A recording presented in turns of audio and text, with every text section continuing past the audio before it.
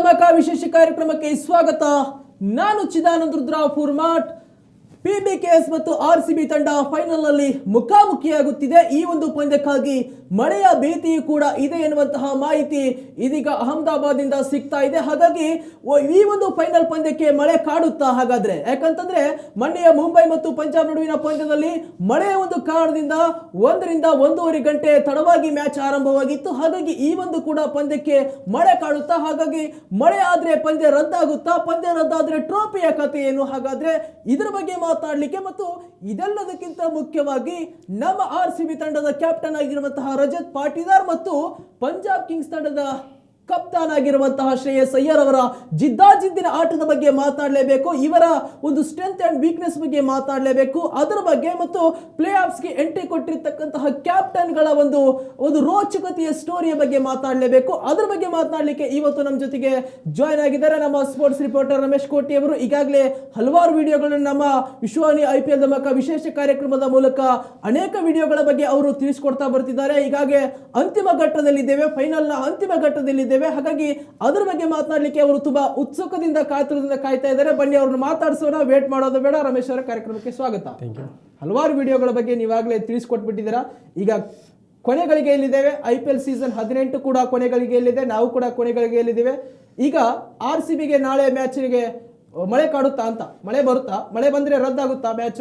ರದ್ದಾದ್ರೆ ಏನ್ ಮುಂದಿನ ಕತೆ? RCB 18 ವರ್ಷದಿಂದ ಕಾಯ್ತಾ ಕೂತ್ಕೊಂಡಿದ್ದಾರೆ ನಮ್ಮ RCB ಅಭಿಮಾನಿಗಳು. ಅವ್ರ ಕನಸಿಗೆ ನುಚ್ಚುನೂರು ಆಗುತ್ತಾ ಅಂತ? ಏನ್ ಕತೆ? ತುಂಬಾ ಇಂಪಾರ್ಟೆಂಟೇ. ಫೈನಲ್ IPL ಫೈನಲ್ ಮ್ಯಾಚ್ಗೆ ಮಳೆ ಕಾಟ ಇದೆಯಾ ಇಲ್ವಾ, ಮಳೆ ಬಂದ್ರೆ ಏನಾಗುತ್ತೆ ಅನ್ನೋದು ಇಂಪಾರ್ಟೆಂಟ್ ವಿಚಾರನೇ. ಇದು ನಾವು ಮಾತಾಡಲೇಬೇಕು. ಸೊ ಈಗ ನಾವು ನೋಡೋದಾದ್ರೆ 2ನೇ ಕ್ವಾಲಿಫೈಯರ್ಗೆ ಮಳೆ ಕಾಟ ಕೊಟ್ಟಿತ್ತು. ಅದಕ್ಕೋಸ್ಕರನೇ ಮ್ಯಾಚ್ ಮುಂಬೈ ಮತ್ತೆ ಪಂಜಾಬ್ ಕಿಂಗ್ಸ್ 2ನೇ ಕ್ವಾಲಿಫೈಯರ್ ಮ್ಯಾಚ್ 2 ಗಂಟೆ ತನಕ ಹೋಗಿತ್ತು. ಸೊ ಬಟ್ ಯಾಕಂತಂದ್ರೆ ಯಾಕೆ ಅಲ್ಲಿ ತನಕ ಹೋದ್ರು ಅಂತ ನಾವು ಹೇಳ್ಬೇಕಾದ್ರೆ ಅದಕ್ಕೆ ರಿಸರ್ವ್ ಡೇ ಇಲ್ಲ.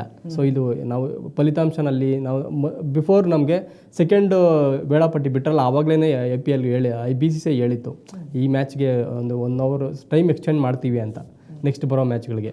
ಸೊ ಅದರಂತೆ ಈ ಮ್ಯಾಚ್ ಕೂಡ ನಮ್ಮ ಮಿಡ್ ನೈಟ್ ತನಕ ಹೋಗಿತ್ತು. ಬಟ್ ಇವಾಗ ನಮ್ಗೆ IPL ಫೈನಲ್ಗೆ ರಿಸರ್ವ್ ಡೇ ಇದೆ RCBಗೆ. ಒಂದು ವೇಳೆ ಮಳೆ ಏನಾದರೂ ಬಂದರೆ ಮ್ಯಾಚ್ ಟೈಮಲ್ಲಿ ಒಂದು ಆಗಲಿಲ್ಲ, ಫಸ್ಟ್ ಡೇ ನಾವು ಜೂನ್ 3ಕ್ಕೆ ನಾವು ಮ್ಯಾಚ್ ಮುಗ್ಸೋಕ್ಕಾಗಲಿಲ್ಲ ಅಂತಂದರೆ ಜೂನ್ 4ಗೆ ನಾವು ಮ್ಯಾಚ್ ಕಂಟಿನ್ಯೂ ಮಾಡ್ಬೋದು. ಸೊ ಇದಕ್ಕೆ IPL BCCI ಅವಕಾಶ ಮಾಡಿಕೊಟ್ಟಿದೆ. ಒಂದು ವೇಳೆ ಏನಾದರೂ ರಿಸರ್ವ್ ಡೇನು ಏನಾದರೂ ಮಳೆ ಕಾಟ ಕೊಟ್ಟು ಮ್ಯಾಚ್ ಅವತ್ತೂ ನಡೆದಿಲ್ಲ ಅಂತಂದರೆ ಪಂಜಾಬ್ ಕಿಂಗ್ಸ್ ಅವರು ಚಾಂಪಿಯನ್ ಆಗ್ತಾರೆ. ಯಾಕಂತಂದರೆ ಪಾಯಿಂಟ್ಸ್ ಟೇಬಲಲ್ಲಿ ಟಾಪ್ 1 ಅವರೇ ಇರೋದು Punjab Kings. So run rate ತುಂಬ ಚೆನ್ನಾಗಿದೆ RCBದು. ಇಲ್ಲ ಅದು ಯಾಕಂತಂದರೆ ರನ್ ರೇಟ್ ಚೆನ್ನಾಗಿದೆ ಪಂಜಾಬ್ ಕಿಂಗ್ಸ್ ತಂಡದು. ಅದು ರನ್ ರೇಟ್ ಅದರ ಒಂದು ಬೆನಿಫಿಟ್ ಅವ್ರು ಪಡಿತಾರೆ ಒಂದು ವೇಳೆ ರಿಸರ್ವ್ ಡೇನು ಮಳೆ ಬಂದರೆ. ಸೊ ಇದೊಂದು ಈ ರೂಲ್ಸ್ ಹೇಳ್ತಾ ಇದೆ BCCI ರೂಲ್ಸಲ್ಲಿ. ಬಟ್ ಅದು ತುಂಬ ಎಫೆಕ್ಟ್ ಆಗುತ್ತೆ RCBಗೆ. ಬಟ್ ನನಗನ್ನಿಸ್ತಂಗೆ ಏನಿಲ್ಲ, ಜೂನ್ 3ರಲ್ಲೇ ಮ್ಯಾಚ್ ಮುಗಿಯುತ್ತೆ ಅಂತ ನನಗನ್ನಿಸ್ತಾ ಇದೆ. ಸೊ ಬಟ್ 1ನೇ ತಾರೀಕು ಮಳೆ ಬಿದ್ದಿರ್ಬೋದು, ಬಟ್ ಜೂನ್ 3ಗೆ ಅಲ್ಲೇನು ಮಳೆ ಇಲ್ಲ ಅಂತ ನಾವು ಹೇಳ್ಬೋದು. ಬಟ್ ಮಳೆ ಏನಾದರೂ ಆದರೆ ಬಿಫೋರ್ ಮ್ಯಾಚ್ಗೆ ಬರ್ಬೋದು, ಲೈಟಾಗಿ ಬಂದು ಹೋಗ್ಬೋದು. ಅದು ಬಿಟ್ಟರೆ ಮ್ಯಾಚ್ ಟೈಮ್ಗೇನು ಮಳೆ ಅಡೆತಡೆ ಏನೂ ಇಲ್ಲ ಅಂತ ರಿಪೋರ್ಟ್ಸ್ ಹೇಳ್ತಾ ಇದೆ ಅಲ್ಲಿನ ಒಂದು ಸ್ಥಳೀಯ ಹವಾಮಾನ ಇಲಾಖೆಗಳು. ಸೊ ಹಾಗಾಗಿ ಮ್ಯಾಚ್ ನನಗನ್ನಿಸ್ತಂಗೆ ಕಂಪ್ಲೀಟ್ ಆಗ್ಬೋದು ಇನ್ ಟೈಮ್ಗೆ ಅಂತ ನನಗನ್ನಿಸ್ತಾ ಇದೆ.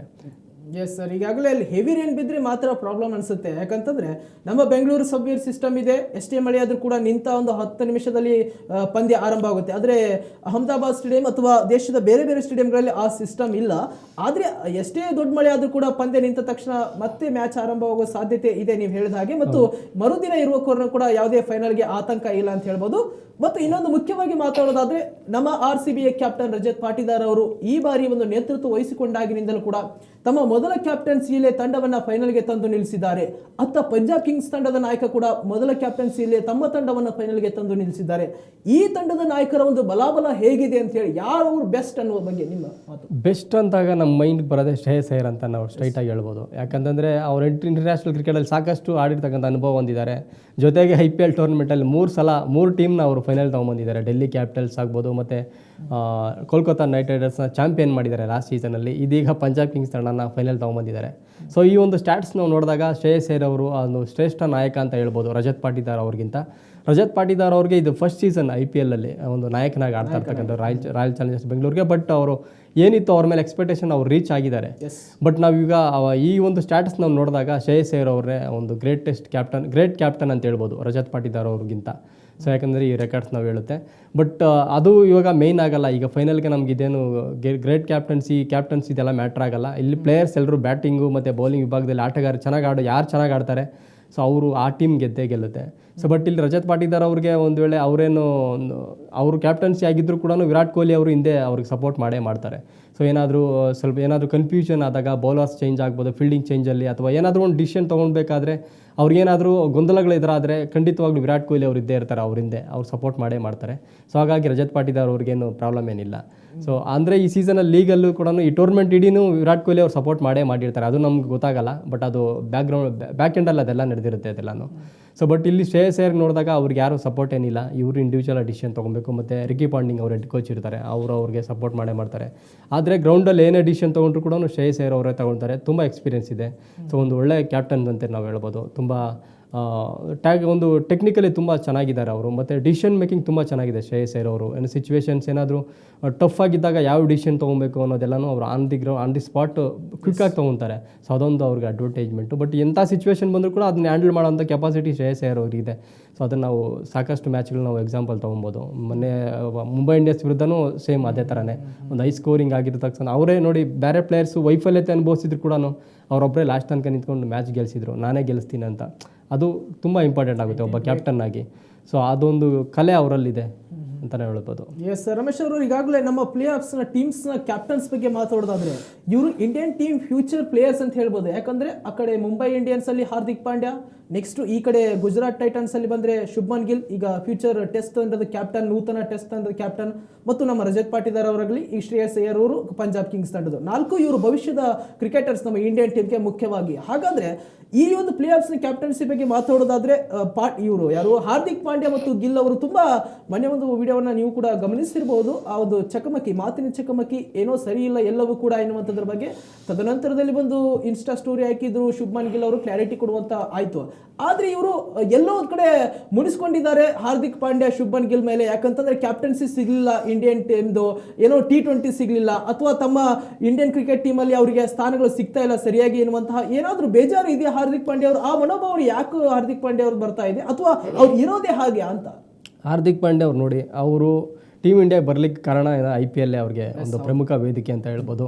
ಅದರಲ್ಲೂ ನಾವು ಅವನು ಇಂಡಿಯಾ ಟೀಮ್ಗೆ ಆಡಬೇಕು ಹಾರ್ದಿಕ್ ಪಾಂಡ್ಯ ಅಂದರೆ ಕಾರಣ ರೋಹಿತ್ ಶರ್ಮಾಗೆ ನಾವು ಒಂದು ಕ್ರೆಡಿಟ್ ಕೊಡಬೇಕು. ಯಾಕಂತಂದರೆ ಎಲ್ಲೋ ಡೊಮೆಸ್ಟಿಕಲ್ಲಿ ಆಡ್ತಾರೋ ಪ್ಲೇಯರ್ IPL ತೊಗೊಂಬಂದು IPL ಅಲ್ಲಿ ಒಂದು ಫೇಲ್ಯೂರ್ ಆದರೂ ಕೂಡ ಅವ್ರು ಸತತವಾಗಿ ಅವ್ರಿಗೆ ಒಂದು ಬ್ಯಾಕ್ ಮಾಡಿಕೊಂಡು ಅವ್ರು ಸುಮಾರು ವರ್ಷಗಳ ಕಾಲ ಆಡಿಸಿದ್ರಲ್ಲ, ಅದು ನಿಜವಾಗ್ಲೂ ಅದು ತುಂಬ ಅವ್ರಿಗೆ ಯೂಸ್ ಆಗಿದೆ ಹಾರ್ದಿಕ್ ಪಾಂಡ್ಯ ಅವ್ರಿಗೆ.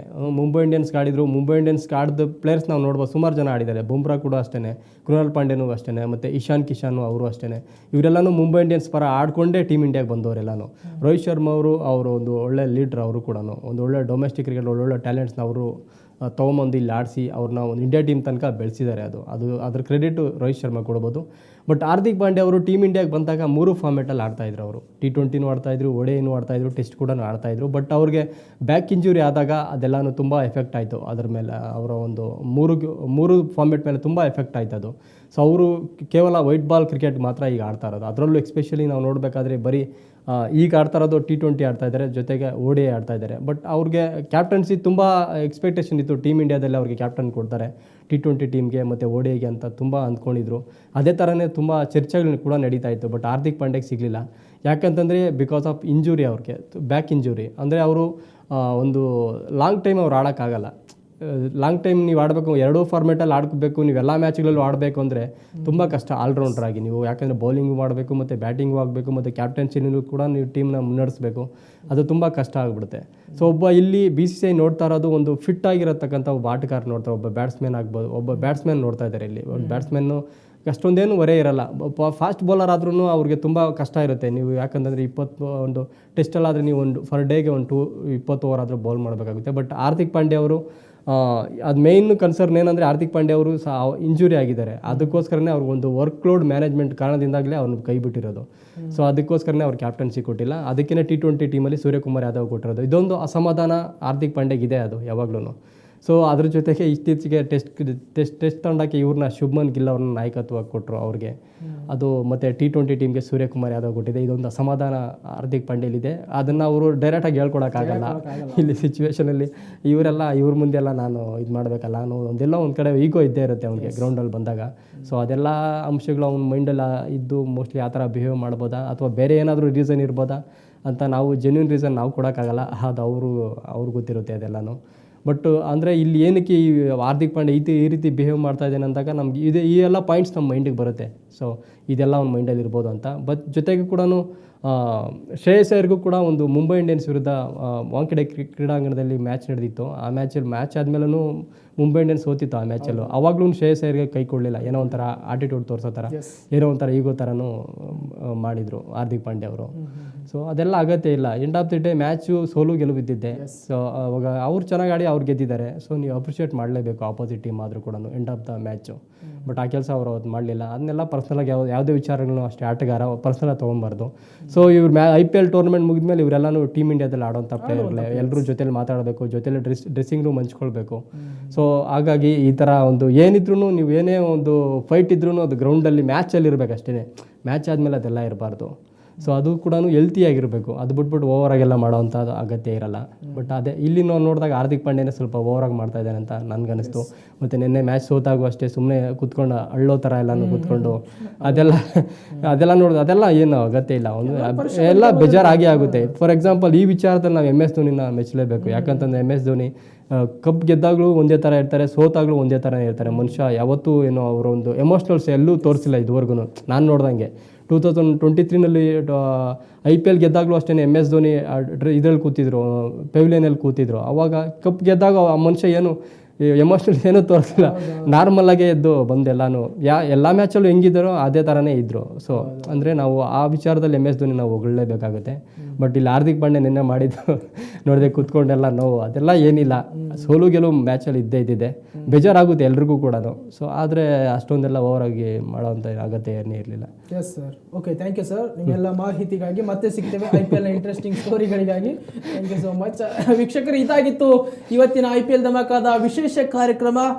ಫೈನಲ್ ಪಂದ್ಯಕ್ಕೆ ಮಳೆಯ ಕಾಟ ಇದೆ, ಆದರೆ ಹೆವಿ ರೇನ್ ಬೀಳುವಂತಹ ಸಾಧ್ಯತೆ ತುಂಬಾ ಕಡಿಮೆ ಇದೆ ಅಂತ ಹೇಳ್ಬೋದು. ಆದ್ರೂ ಕೂಡ ಮತ್ತೊಂದು ದಿನ ಮರುದಿನ ಇದೆ ಮತ್ತು IPLಗೆ ಪ್ಲೇ ಆಫ್ಸ್ಗೆ ಬಂದಿರತಕ್ಕಂತಹ ತಂಡದ ಕ್ಯಾಪ್ಟನ್ಗಳ ಬಲಾಬಲವು ಕೂಡ ಹೀಗಿತ್ತು. ಹಾರ್ದಿಕ್ ಪಾಂಡ್ಯ ಅವರು ತುಂಬಾನೇ ಕಿರಿಕ್ ಮಾಡಿಕೊಳ್ತಾ ಇದ್ರು ಕೊನೆ ಮೂಮೆಂಟ್ ಅಲ್ಲಿ. ಇದಾಗಿತ್ತು ಇವತ್ತಿನ ಇಂಟ್ರೆಸ್ಟಿಂಗ್ ಸ್ಟೋರಿ. ಮತ್ತಷ್ಟು IPLನ ಸುದ್ದಿಗಳಿಗಾಗಿ, ಕ್ರಿಕೆಟ್ನ ಇಂಟ್ರೆಸ್ಟಿಂಗ್ ಸುದ್ದಿಗಳಿಗಾಗಿ ನೀವು ನೋಡ್ತಾ ಇರಿ ವಿಶ್ವವಾಣಿಯ IPL ಧಮಾಕ ವಿಶೇಷ ಕಾರ್ಯಕ್ರಮವನ್ನ. ನಮಸ್ಕಾರ.